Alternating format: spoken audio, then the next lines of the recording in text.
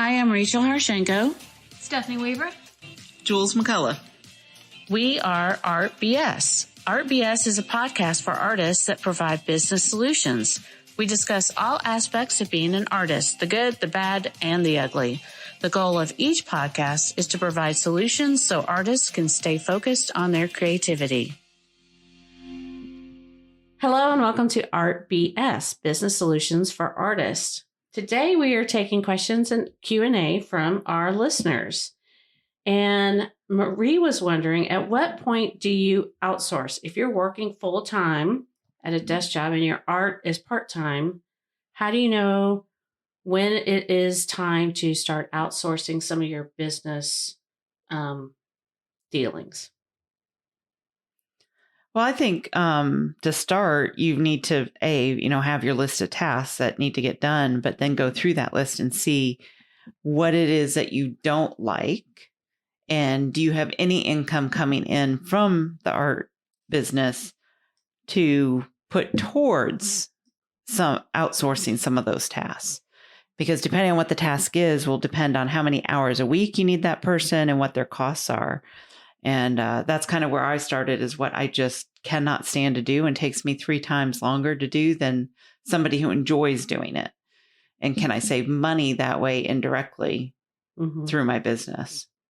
So things like newsletter or social media, right, or finding a friend, who bookkeeping, a good accountant, inventory. There's a laundry list of items that you could easily outsource if you have some sort of system in place, or you work together to put that system in place, and do it on a trial basis too. Don't necessarily say, okay, I'm going to commit to 6 months with you and you've never used that person.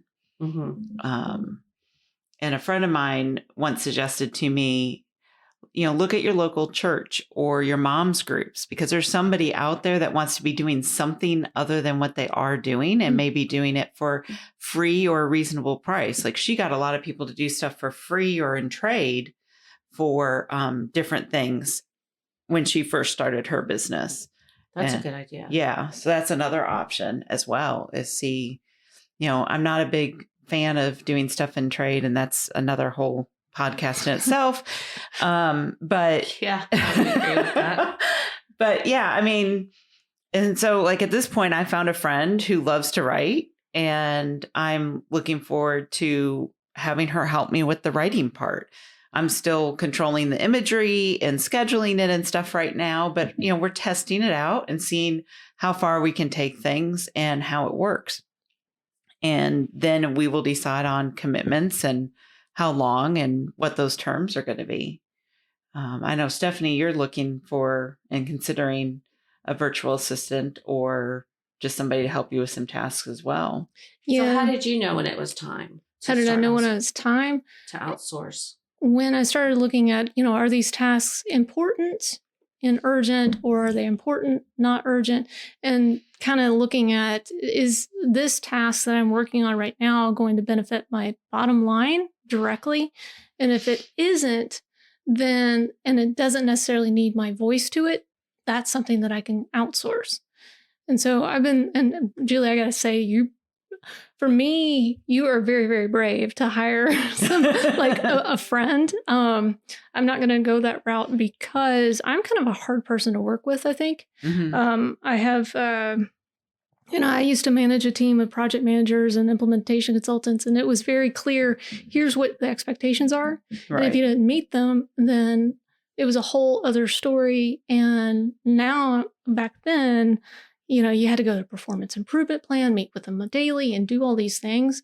As an independent business owner, I don't have to do that. You got a week. If you don't get it done, I'm sorry, we're going to have to part ways. And right. I couldn't do that with a friend. Right, exactly. And yeah, it just depends on where you are financially too, and what you can afford and can't afford. Yeah. And, I don't know how this is going to work. Is it going to work? I hope it works. Will we remain friends afterwards? Yes, because, I outlined kind of, and that's the other thing too, when you are outsourcing, you need to outline exactly what you want to do. And I just did a really simple OneNote page that says, okay, this is the scope that I want you to do. here's where you can find where the ideas are. Mm-hmm. And as soon as you put a link in this column over here, it'll alert me that I have something to review and excuse me, set up. And that's the other thing too, why I'm controlling the imagery and the scheduling right now, is because that's the part I'm a little bit more nitpicky about than the writing part. And well, it's an additional checkpoint to make sure that right, exactly. And it forces me to check what was written Yep. and make sure it sounds like me, or, you know, similar to what I have been posting recently. And 2, it still gives me some control. Yeah. And I'm a control freak when it comes to that stuff. And so until I feel really comfortable with step A, I'm not going to give up control to step B. Even Right. though I know I need to from a time perspective, I want to take those baby steps to make it happen. That's smart. It's real smart. It's you communicate what you expect and then you inspect what you expect. Right. And that's how I'm doing it with a friend. Because yes, it is brave to be doing it with a friend. But I've worked with her in the past and I know she's capable of doing what I'm asking her doing. She's a good writer. Yeah. Well, she's written a book, so right, exactly. Well, and I have a business advisor friend who says, always hand over what you can't do for your business. Right. You know, bookkeeping, if you're not good at it, you know, that's a vital part of your business. Right. And art, if you're doing art, it's your business. If you're selling it and getting it out there. So you got to make sure your stuff is in place. And if you're not good at it, then you should outsource it. I think that's my personal opinion. Yeah, I agree. Or inventory or something like that. Find someone who knows what they're talking about. Right. Well, the writer, what was her name? Maria. When she's at a very fortunate point in her business, I think, because she's actually working full time and pursuing art business. She has a little bit of a luxury to take some of those funds from her day job and allocate them to do these other things. And that will give her more opportunity to focus on what she actually loves to do, which is the creative side. Exactly. And that was my thought too, that I was going to come back to, was because she has a full-time job, adjust your, home budget that you're paying for and find, little pockets of money here and there to pay for the outsourcing, especially if you can, find a friend to help you out and understand the situation. Just doing a friend, make sure you have the terms very, very clear between each other. Let me ask you this. I feel like, and maybe I'm wrong, but I assume that most artists out there have another job. I think you're probably right. Yeah, I think so too. Yeah. I would say like 80% of people. When you think? Yeah, well, I mean, there's this whole debate on whether to jump from what they know to what they're uncomfortable with. Right. And I mean, they're comfortable with the art side, but being the sole breadwinner off of a, let's just say an influx income is a little bit uncomfortable. Right. So, yeah. Yeah. I think it's a good thing to work and pursue this at the same time. Right. I was like, when I was at the art retreat and the coach there, he said the same thing to me. It's like, well, maybe you should just keep doing A in order to fund B and grow B. Yeah. And that way you're not at risk for where's that income going to come from. And, it's a good point. It gives you a freedom to also say no to certain things. Right. There's commissions that I remember when I was working, somebody asked me to do a nude portrait. And I was like, no. Not for me. Did you see my website? All I do is pets. Hairless cat, maybe. But even that's pushing it. I don't know. Okay, that's fun. All right, we're changing. We're going to change topics here real quick. So we're going to leave this anonymous because after I read this, you'll understand. Here's her question. I'm not a conventional artist. I don't paint flowers, blue skies, etc. My boyfriend criticizes my art, so I hide it in the basement. Anyone relate to this? Okay, so Oh, bless her heart.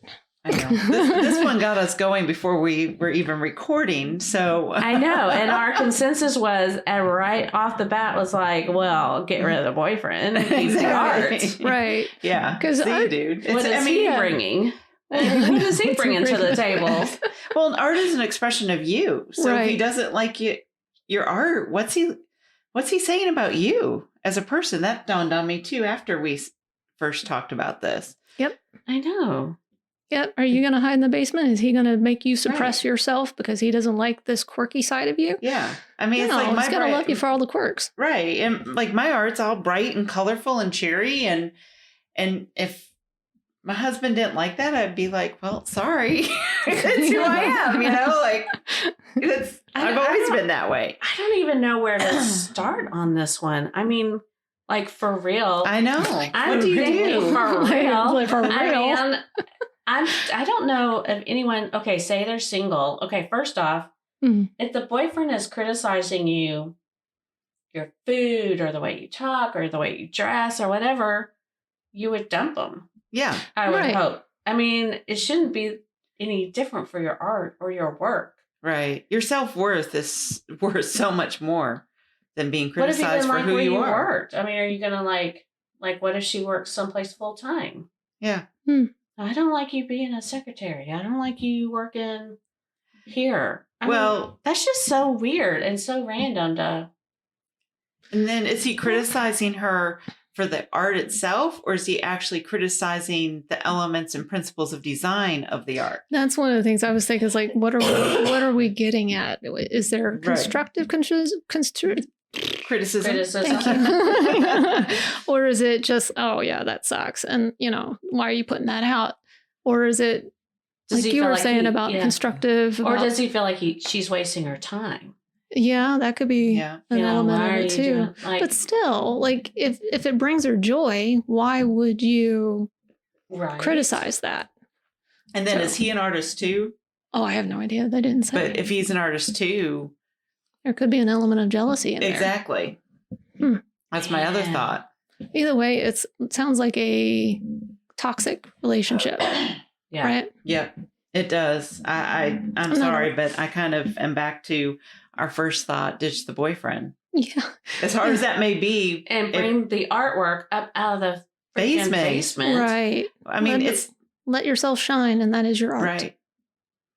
Because she'll find someone else who appreciates the art and her even more. Exactly. Just so you guys know, like Julie's been married plus years. Rachel's been married for what, 30 plus years. I've been married for 20 plus years. So we know what we're talking about. Yeah. There's we love and respect our partners, our husbands, and they respect us. Yeah. I mean, and there's stuff you can disagree with. You just agree to disagree, and it's okay. Yeah. Like you don't have to agree all the time. And why should you hide a part of yourself just because he doesn't agree with what you're creating? And my husband loves detail, like absolutely loves detail in the paintings.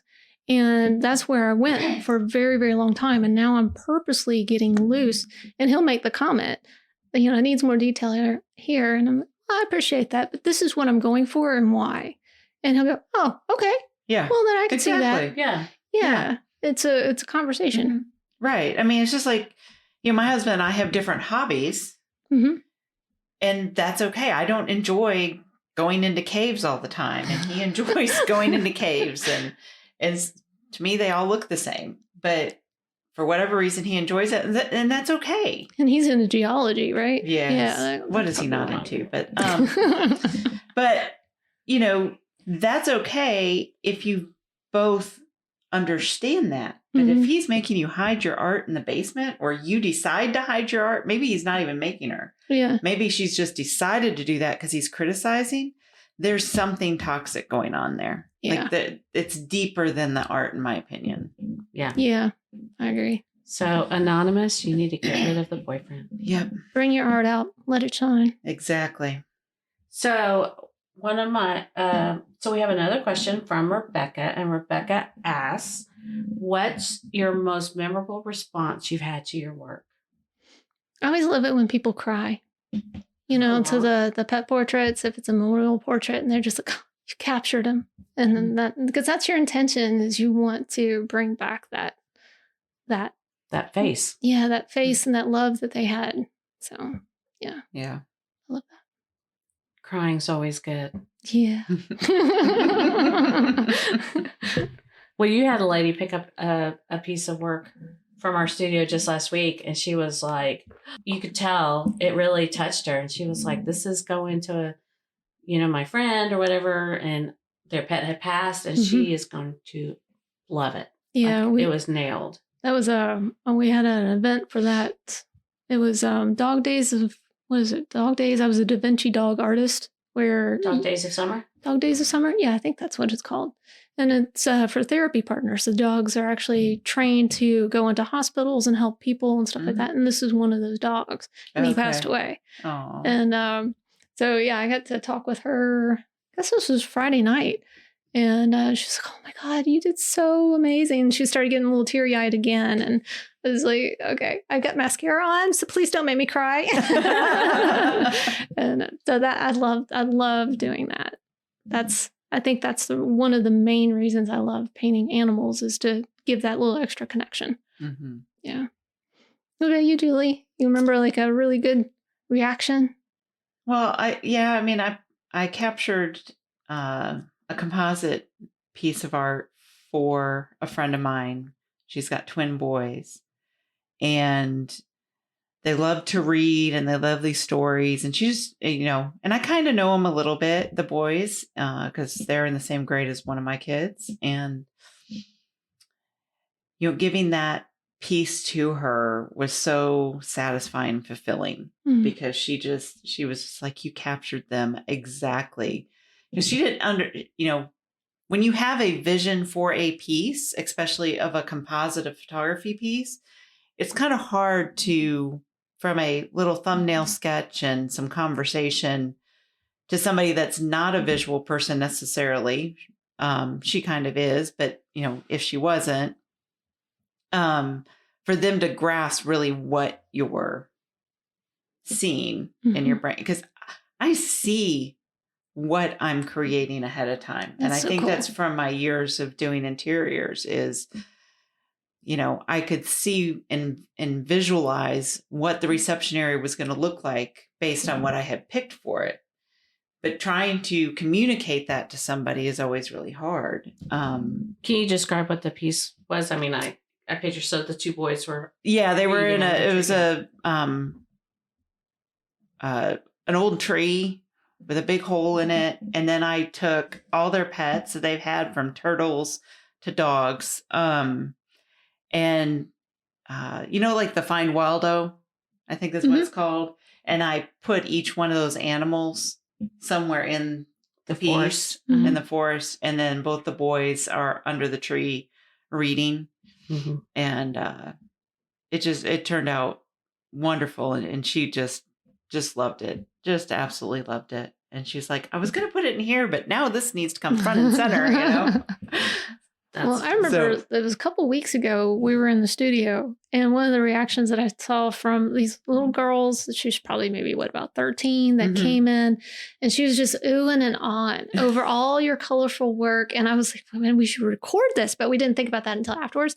But her reaction to your work was just, wide-eyed awe. And then I remember I nudged you and I'm like, go tell her about the process. Yeah. It was funny. And to hear, because she was asking, is this watercolor or is this digital? Is this Procreate? And she was asking those questions. And then you explained the whole process to her. And that just opened up her eyes to the whole new possibility of what art is. Yeah, because it's so much more than just being able to draw realistically on a piece of paper. There's so much more interpretation to art from the artist perspective, not just emotional interpretation, but actually how you decide to create what it is you're going to create. And nowadays there's just hundreds of different ways to layer different mediums together to make it even that much better. Well, I gave that portrait of the dog Bruce as a wedding gift to my friend. Oh, that's right. And Now, there might have been quite a bit of alcohol involved. Not for me, but there was like, it was a big wedding shower barbecue and people hadn't seen each other. And when she opened it, she was like, like everybody, and she turned it around. The whole place was like going nuts over it. And so like awesome. they put it up and I was just like, I was so nervous. I was still like, are you sure you like it? I don't know. You know what I mean? So it's kind of nerve-wracking, though, to turn over a piece that no one has seen yet. And you're like... Yeah, they have that little angst of, will they like it or won't they like it? Yes, I hate that feeling. Oh, I hate put it. a different background? What should I tell them? Is it really done? Yeah, Do I need to do more to it? I mean, I can remember thinking that before I gave that portrait to them. Is this really done? Did I do everything I possibly could do to it? Are they really going to like it? So you guys, our listeners, if you have any more questions or answers to some of the things we've been talking about, please let us know. Drop us a line in our comment section and we will be answering them maybe in our next podcast. Thanks for listening.